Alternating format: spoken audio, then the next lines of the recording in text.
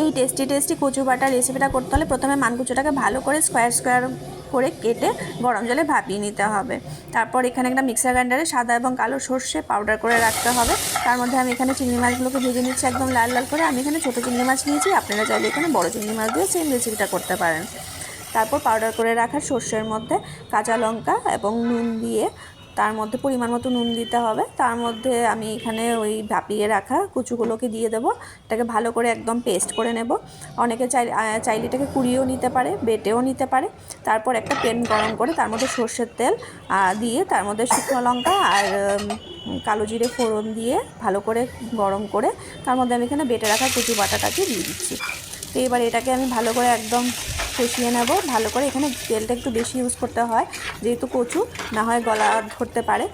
যদিও আমি এটাকে ভাপিয়ে নিয়েছি, গলা ধরার এখানে কোনো চান্সই নেই।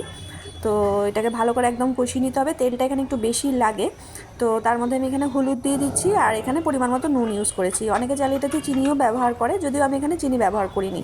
তারপর এখানে আমি নারকেল কোকোনাট পাউডার দিয়ে দিচ্ছি। এখানে অনেকে নারকেল কোড়ানো ইউজ করতে পারে।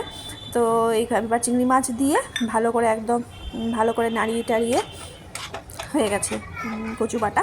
একদম আজকে বৃষ্টি ছিল, বৃষ্টির দিনে একদম কচু বাটা দিয়ে গরম গরম ভাত, এটা খুব টেস্ট হয় গরম ভাত দিয়ে খেলে। আপনারা অবশ্যই খেয়ে দেখবেন একবার। এই যে হয়ে গেল আমার কচু বাটা রেসিপি, একদম গলা ধরেনি, খুব টেস্ট হয়েছে। এবার বাবু মশাইকে এবার খেতে দিয়েছি। সঙ্গে আজকে আহারে ছিল পালং শাক, ডাল, ধনেপাতা দিয়ে, গন্ধরাজ লেবু, পেঁয়াজ, কুমুরি, আলু ভাজা। কি দিয়ে মাখছ? কচু বাটা নারকেল কোড়া দিয়ে, চিংড়ি মাছ দিয়ে। এবার খেয়ে দেখো কেমন হয়েছে। দারুণ, সত্যি ভালো হয়েছে। অনবদ্য। অনবদ্য। Thank you.